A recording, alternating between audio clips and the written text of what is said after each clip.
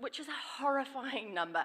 When I joined Microsoft, if anyone had said you'll be there for 13 plus years, I would have been mortified. It just wasn't my plan. And you might go, well, what went wrong, Nicola? Nothing. Why am I still here? Well, there's three compelling reasons. And the first is, and I feel like I'm preaching to the choir here, IT is just such an exciting place to be.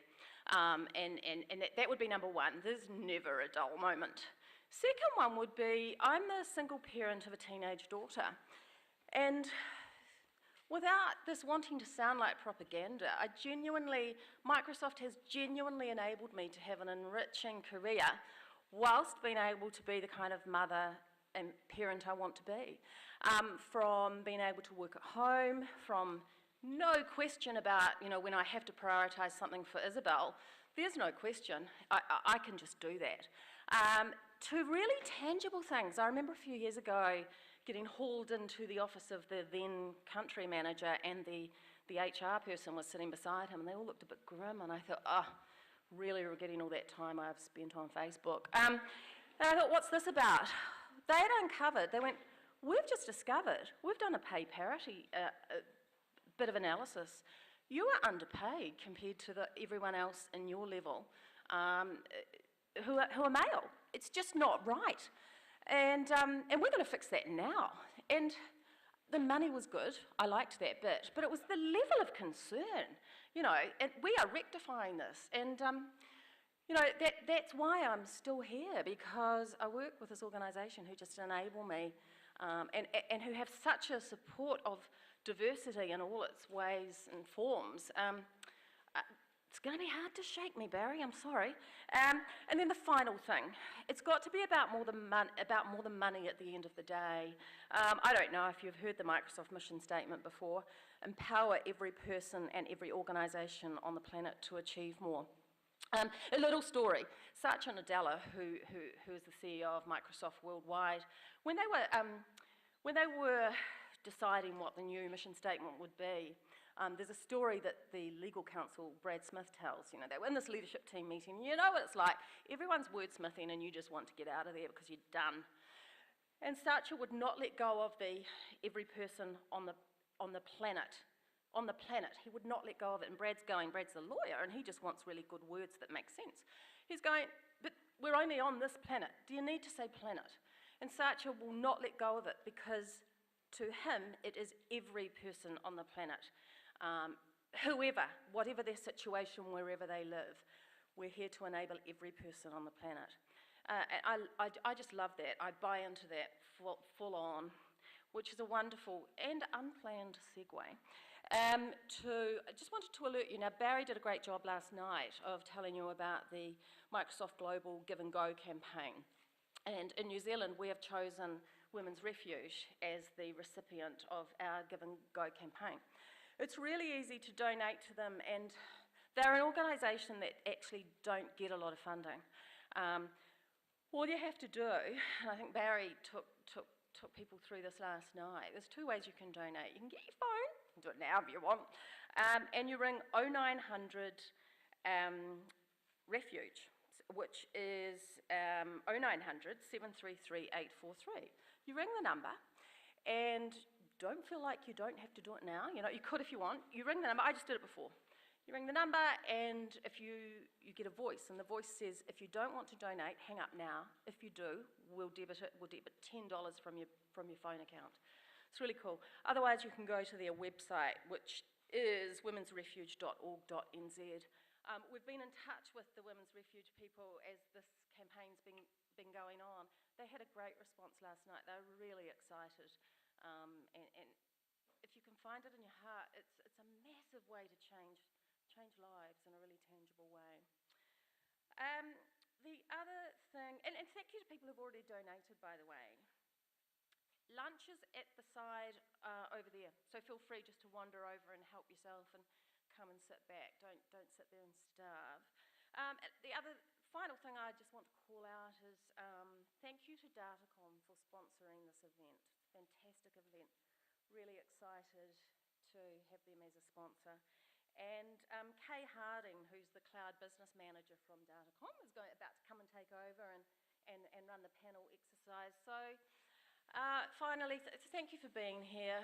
What a great reason to be here.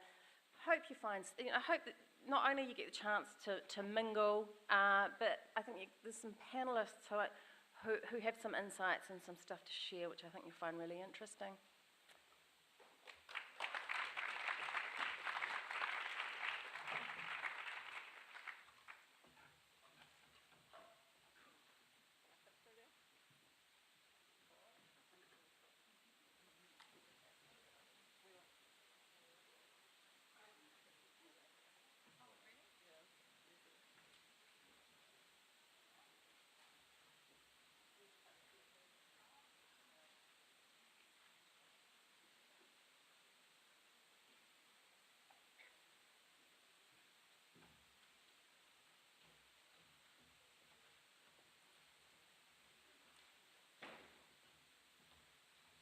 Hi everyone, sorry about that, it took us a little bit to get up here. But great turnout here today, and Datacom's very excited about sponsoring this event. This year's been a really great year for Datacom. Not only were we named as the Microsoft New Zealand Partner of the Year, but we've also been officially recognised as the #1 ICT services company in New Zealand. And that responsibility that comes with being a market leader, as well as the fact that we are a family-owned organisation, really grounded in family values, means that we take promoting diversity in technology and encouraging more women into the sector very seriously. So look, when we talk about encouraging women, it's not just about attracting them in the first place, it's also about how do we develop them and retain them. And I can say that at Datacom we've got a number of programs in place to encourage this. I just wanted to call out a couple of interesting ones before we meet our lovely panellists. So in Australia, we recently just launched BYOD, which in Datacom means bring your own daughter to work. It's very cool. So we ran that at 2 different offices in Australia as a pilot, and we hope to bring that to New Zealand as well. In that session, you could bring along your goddaughter, your granddaughter, your niece, daughter, whoever it may be. They're all young girls, and they got an opportunity to come in and get hands-on with technology. And we support those kind of initiatives because we want to see young girls seeing IT as a career choice that's valid for them and that's interesting when they grow up. We also have a number of development programs in place. Just one I wanted to mention is our leadership program that we run every year for 25 staff members across Datacom. It's quite an intense module, and there's 3 different papers that you do through it, and as a way to encourage women with families, women with other commitments, you can do it all in 1 year, or you can spread it out over as many years as you like in order to be able to do it. And I think that that's another really great example of just how Datacom encourages women in the workplace. So without further ado, I'll let our panellists introduce themselves. We'll start over there with you, Nuanthi, if we can. That'd be great. Thank you, Kay. Thanks very much. Good afternoon, everyone. My name is Nuanthi, and as you can tell, Nuanthi Samarakone, that's a bit of a tongue twister of a name. Born in Sri Lanka, raised in Scotland, and now here in New Zealand. I'm the founder of a company called ICE Professionals, and we work in the early and careers space. We work with large multinationals, but startups and high growth companies based across Asia Pac. And one of the things we find, and I find personally, is having built a company being on my own, a single employee starting it up here in New Zealand and venturing out into Asia Pac and now covering over 24 markets in total, 4 different languages in that 5 to 6 years. I can tell you that diversity was a huge component of what makes or breaks who you are. And so I'm here very much to talk to you and bring out, I guess, insights of what we see, not just here in New Zealand, but across different markets, and share with you how we could all do something individually, even, to make an impact, not just for yourselves, but those around us. Hello, I'm Damien Sharkey, I'm from Westpac. I've got to say, I don't know anything about technology, but I can tell you that I really care about this topic. And the reason for that is it's based on the women I see around me in my life. My wife is a children's cancer doctor at Starship. Her specialty is brain cancer, so her purpose in life is to obviously advance the science. 2 of my sisters are working mothers, and recently one of our executives asked us, they said, what would you march in the street for? And I guess that's a question for you to contemplate as well. And this is a topic I think I very much would march in the street for. But what I will talk to you about is the business perspective, what I see happening at Westpac, which I believe is applicable to any industry, but also particularly women in technology. Good afternoon. My name is Sonia Cuff. I'm a Microsoft Systems Administrator and Systems Architect. So I've had experience in the enterprise sector, and I've lately been working in the SMB sector. So I'm very much a technical geek girl at heart. I had somebody ask me if I was ready for the session today, being a woman in technology, and I said I've only been practicing for the last 20 years.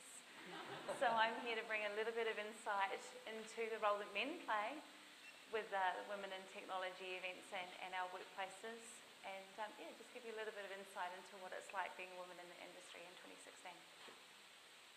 Hi everybody, my name's Donna Wright. I'm the Business Planning Director at Microsoft New Zealand. I've been practicing at being a woman IT for nearly 30 years now, which feels like a long time. And I guess when I first joined the industry and I look back, there weren't a lot of role models. I was often the only woman in the room. And so I'm really passionate about this topic.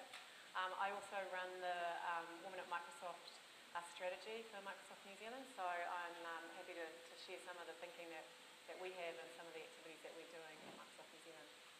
Thank you. So I was lucky enough to spend some time with these folk yesterday, and Nuanthe, before we get into your question, you told us a story around when she was at Southern Cross. And so she got to Southern Cross and it was a little bit boring when you first got there, a little bit bored. And anyway, so she said, what can I do? And she asked, and they enabled her to shadow the male CEO around the organisation for a week or so, was it? Or 2 weeks. So, I mean, a pretty cool story about how organisations can adapt to their staff and what their needs are. So, look, Nuanthe, as you said, you work with CEOs and board members, both here in New Zealand and globally, to recruit talent for their organisations. Is there any advice that you can give to the audience today around either programs that might be of interest to them or just opportunities that they can find and search for? Thanks, Kay. Absolutely. I think if I look around this room, there are individuals that, some very familiar faces, some of whom work in teams and some of whom actually manage teams. And I think when you think about, aligning yourself with the organisation you're working with or aligning yourself with the technology sector as a whole, there are some components that sort of come to light that, that run across Asia Pacific, particularly New Zealand as well. One of the first things in terms of advice or in terms of us as an audience to take a step back and think about is actually self-reflection in your own careers. As women, sometimes we forget, or even men, I guess, we forget to self-reflect, pause and engage in terms of what it is that you're doing and how does that better enable you to go where you want to go. Off the back of that, I think asking the right questions. So when I was at Southern Cross, alluding to Kay's story, I was a couple of weeks into my graduate program, and the CEO, I knew what the CEO does, and I'd always aspired to get into general management, and my senior manager asked me where I saw myself in the organisation. And I literally said to her, I said, I want that seat. And she looked at me and she said, oh, okay, sure. And so she took me along to introduce him to me, and he laughed and said, I've been in this role for 8-9 years and no one's ever told me that before. And my response was, well, I said, I'm sure there are people, within your teams that are thinking about it, but I suppose I'm either brave or really stupid enough to be asked the question. 2 weeks and rolling that, forward, I think was the best shadowing experience I've ever had. But one of the things I always talk to CEOs and board directors about is how do you actually give back from a shadowing perspective? But their response sometimes is, well, no one really asks me. And so I want to throw that back at us and go, well, are we actually asking the right questions? And are we actually challenging ourselves as part of that? And when we are going through those questions, we need to ask ourselves what your core strengths are and how do you leverage your strengths?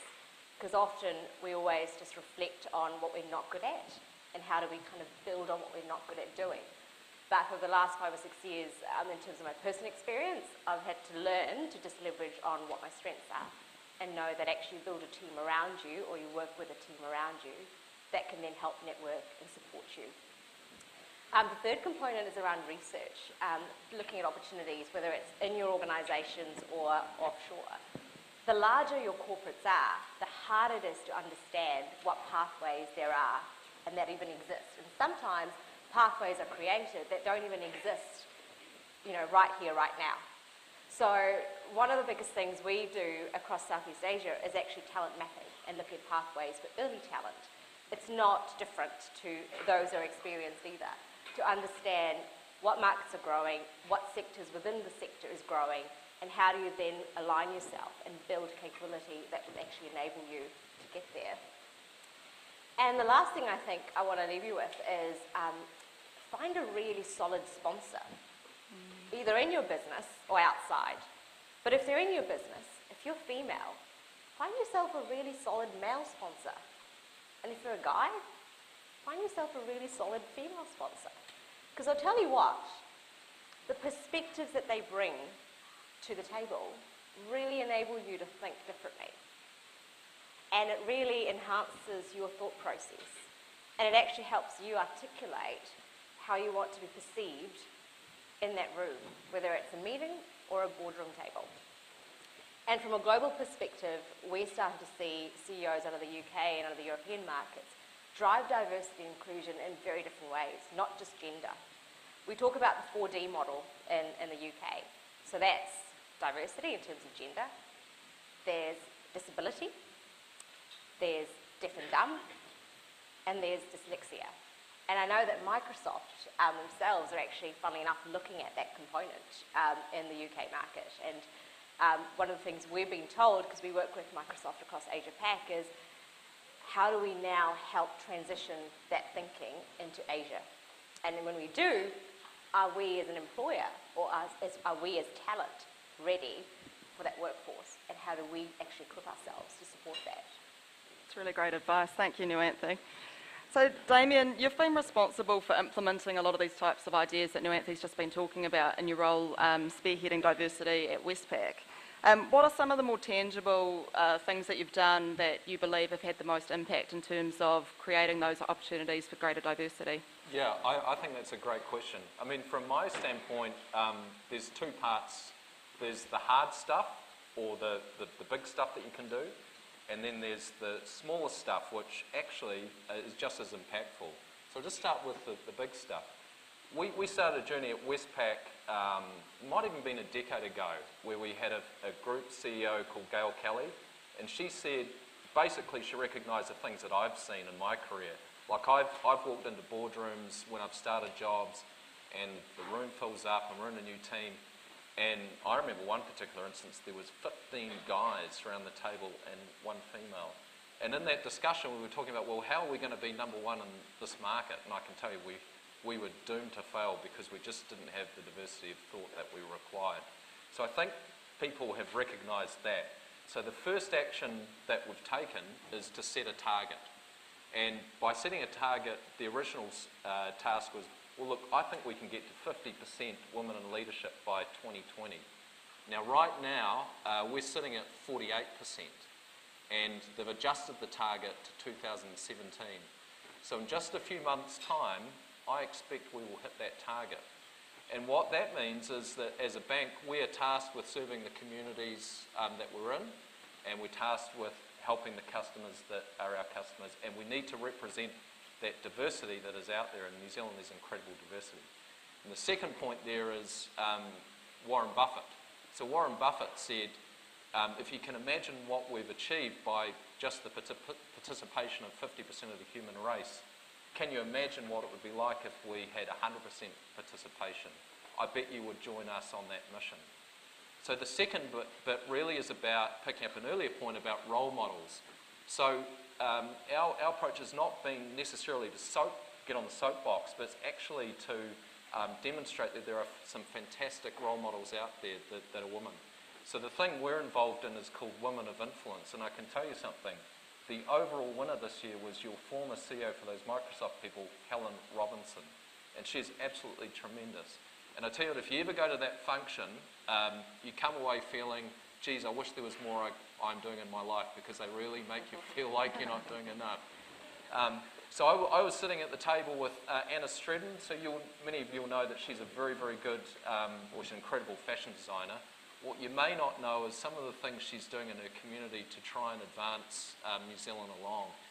So what she's doing is she deals with the worst recidivist female prisoners and helps them back into the community. And she was telling me a story about recently, she's got a couple of them into university and they're studying the humanities. And people that have met these people say that they're full of hope, they're full of great skills, and they recognise the faith that Anna's put into her. So that's an example of a very, very good role model, I think, that's out there. The other one that we see is Nano Girl. So I think there's a thing called STEM. What it stands for, is it science and Technology, yeah. So she's about to run a roadshow. She's trying to get young girls into STEM. There we go. So that's the hard bits. It's the setting of the targets, and it's also the role models. Now the softer stuff, or the smaller stuff, is just as impactful. So there's a couple of things there. Now the first thing at Westpac is it's mandatory to do what we call unconscious bias training. And what that means are the things that we may not be aware of that probably impact our decision making.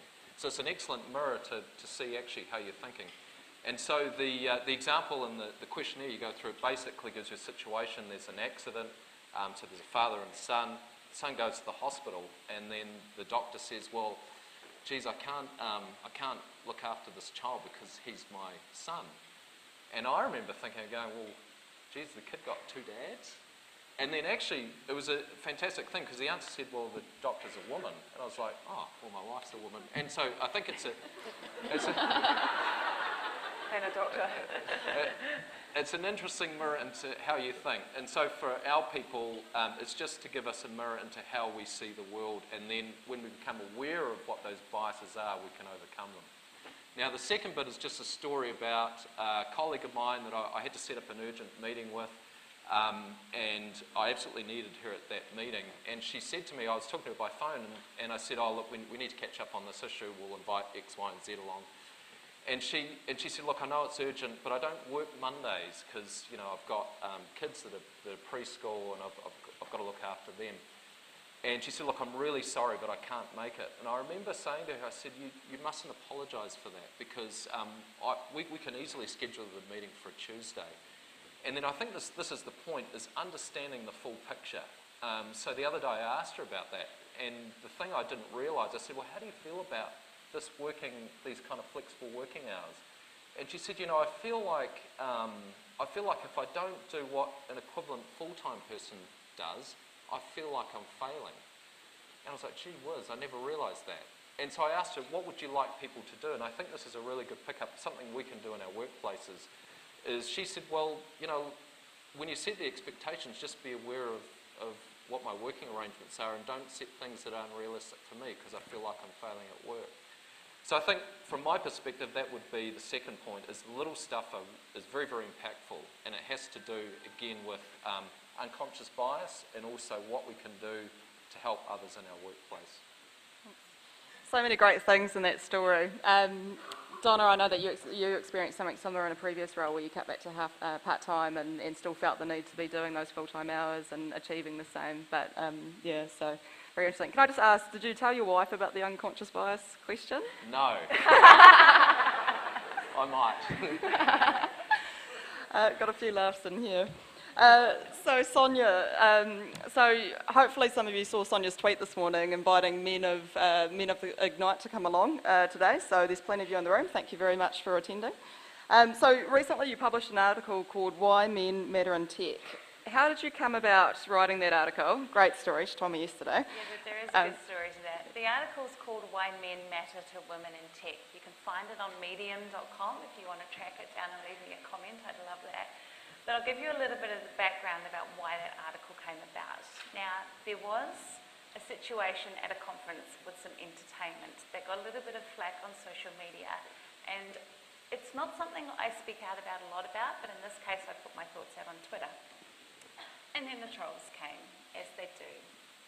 Feminazi, social justice warrior, self-serving, self-centered. I'm like, yeah, that's why I write and speak so much in my community, right? You have no idea. But the thing that struck me was that the people online that were attacking my point of view were all hiding behind pseudonyms. None of them were brave enough to use their real name. And in amongst that conversation, I had a few brave men stand up and say, actually, we're not happy with this. We feel uncomfortable in these situations when we are with our female colleagues. This isn't right. And without fail, every person that stood up and had that message used their real name. And that meant a lot to me. So the article was actually about why men matter to women in tech. Because when you stand up, when you have a voice, and when you say that things aren't right in the workplace, that carries a lot of weight. And I've had conversations in this day and age with a lot of men who are getting to the stage now where they're not actually sure if that's okay. They're really concerned that if they stand up, they'll get slapped down for trying to fight our battles for us. Because we're not poor little women that need you to ride in on a horse with your shining armour and protect us, okay? So I really want to encourage and thank you and say to you, it's okay. We appreciate when you stand up and call out inequality in the workplace or situations that make you uncomfortable around your female colleagues. It really does add weight. The whole reason that I'm still in technology 20 years later, and there are shocking statistics about women dropping out of our industry at twice the rate that men do, but the reason I'm still around is because of the men that have supported and mentored me in my career, okay? You make up the majority of our workforce. You influence the experience that a woman has in her career and what she thinks of this industry. So you are vitally important. I want you to realise that corporate culture is not the poster that we slap on the wall in the office. It comes from the interactions that we have, how we work with each other on a day-to-day basis. And so many women in tech get frustrated by what we call the death by 1,000 paper cuts, right? It's the little things. It's who's always getting the easy support tickets, who always has to deal with a problem customer, who's getting the opportunity to work on more challenging projects to increase their skill bases and who isn't, right? Things like flexible working arrangements work for dads too. Men want to be dads. They want to be there at the soccer games and at the school recitals. So don't just think that flexible working arrangements help working mums. They really help working dads too. And in my case, running a business with my husband, it means that he can go and do dad stuff and I can get to business breakfasts and technical training. So that works out well too. So it's really important what Damien was saying about it. It really is the little things. And I just want to finish off by putting my own couple of stories out there about this unconscious bias. And it's really funny because it still happens in this day and age. So a couple of months ago, I helped set up a new site for a customer. We were there unpacking 20 new computers. And the building manager walks past and sees me and my husband working together and says to me, "Did he bring you along as slave labour for the day to unpack the PCs?" So I turned around and I said to him, "Actually, I configured the script that deployed these 20 PCs off a single image." And he didn't quite know what to say to that. I have walked into technical events where the first interaction I have had is a man coming up and say to me, "Are you with one of the vendors?" And on the flight here to this conference, when I said to the man sitting next to me that I was coming to speak at a Microsoft event, he said to me, "So are you in sales?" Okay. So I want to leave you with this one tip. At conferences like this, at technical sessions, if you see a female, I want you to assume first that she is technical until you're proven that she's not. There's a really easy test to find that out. You have a look at her name badge and you say, "Hi, what is your role in X organisation? What do you do for a living?" Then when you find that they're technical, you can have some technical discussions because we really like talking tech. But yeah, unfortunately, unconscious bias really still is a thing, and on a day-to-day basis, you see a female in a technical audience and there's not even this recognition first and foremost that she actually might even be more technical than you. Thank you, Sonia. Great stories there. I'm loving this. So Donna, you mentioned before that you head up the Microsoft Women in Technology group and strategy around that, and we know that you're very passionate about days such as these. What else is Microsoft doing in this space that hasn't sort of already been talked about? Nicola referred to our mission statement about empowering every person on the organisation to achieve more, and very much in order to empower every person on the planet to achieve more, you need to have representation of every person on the planet. And with women being 50% of the population on the planet, then our aspiration is to absolutely get to some of the numbers like Westpac have in terms of 50% female representation across our business. We're currently at 32% across leadership and throughout the business, so we've got a bit of a way to go. The Women at Microsoft in New Zealand was kicked off earlier on in the year, so July, so it's quite new for us. And we set our goal to create an environment where every woman at Microsoft can thrive and be valued as her authentic self. And the authentic self that got quite a lot of discussion was like, well, what are we talking about here? What do you mean? And I don't know whether anybody sat in on Dr. Harold Hillman's session, which was prior to this. So we've done work with Dr. Hillman across our whole business to talk about what that means, and he's got a very powerful story around what being authentic in the workplace actually means. And in summary, it's really about you don't leave anything behind when you walk in the door. You don't have to become anybody else other than who you are, because that's exhausting and non-productive, but that you can actually be yourself and be valued for yourself in the workforce. And that creates much more powerful teams, whether it's about innovation, representing the communities in which we serve, and so on. So I guess in terms of women at Microsoft, we really look at it through some of the lens that you were talking about: retain, attract, and develop. And when we kicked off our Women at Microsoft in July, a big part of that day was around develop. And, you know, I've had a lot of questions from mainly the men in our business saying, well, why do women need this special development stuff? And, you know, there's so much research out there that talks about how men and women are different, and, you know, we are. And that, you know, whether, I think McKinsey, Lean In, a lot of the American universities, there's a lot of themes that come through, which is women network differently. So we're not strong at being able to network for career development. Women, and I'm talking about the middle of the bell curve, obviously everything's a bell curve, women have this phenomenon called the confidence gap, which is they'll see a job, and unless they've got 100% of the qualifications and the skills and competencies, they'll go, I can't do that. Whereas men naturally don't have that same perspective, and they'll back themselves and actually go for it. So one of the programs that we kicked off in July was around building support and capability around these, I guess, some gaps that some of the women in our business have. So we talked about personal brand, networking, career mapping in terms of where am I, what are my values, what are my strengths, where do I want to go. And it's really about supporting women to create that equal playing field, because equality necessitates equity. And by supporting women to be at that equitable place to men, then we are creating an equal playing field and an equality environment. In terms of attract, it's about attracting women to Microsoft, but also attracting women to the industry, and you know, Damien talked about STEM. So we do a lot of work with organisations like DigiGirls and OMG Tech around encouraging young girls at school to get involved in coding and technology. We work with universities to talk about what working in the tech industry actually is.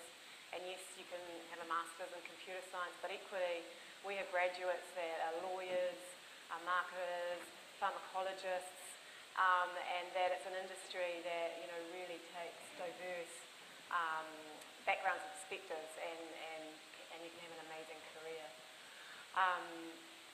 I guess in terms of retain, and I think that's really where, whilst it's related to develop, it's certainly, I think, where the inclusion bit comes in, and where some of the unconscious bias training really needs to become a reality. And we've certainly, you know, got our unconscious bias training, which we actually make available to anybody who wants to use those assets. And I think it's, you know, we started out at a leadership level. We've had open panels with our executive team talking about this topic, and I guess trying to make it a very personal thing for the leaders in our business, to demonstrate our commitment to it and the importance of it. In order to have a very successful business, we need diversity and diverse thought, and whether it's gender, culture, etc. I guess where we're kind of at now is we're really going, okay, how do we bring the rest of the men along this journey? And there's lots of, you know, we're talking to other organisations around there, what they're doing, and he for she, and what have you. So that's kind of where we're at in terms of building out our strategy. But yeah, it's something I'm really passionate about, and you know, Sonia's had her stories of interesting moments, as have I, particularly in my early days, where I was always asked to write the minutes and make the cups of tea and what have you. So I think we've progressed a lot from those days. And for Microsoft, you know, we're on a journey, but I'm really excited about where we're at and where we're heading. Thank you, Donna. I think the idea of being able to be your authentic self is something that's resonated with quite a lot of people that I've spoken to, just since you raised that idea with me yesterday. I know when I was in my early 20s, I worked in electricity, which is quite male-oriented, and I got told that I'd go really far because I thought like a male. And but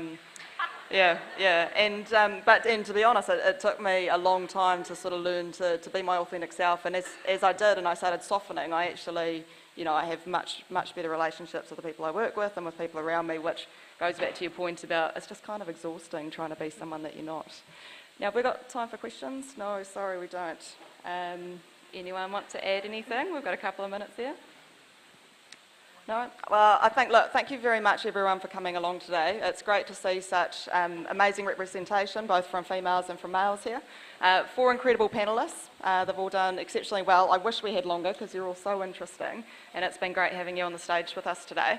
So, yeah, put your hands together and thanks, everyone.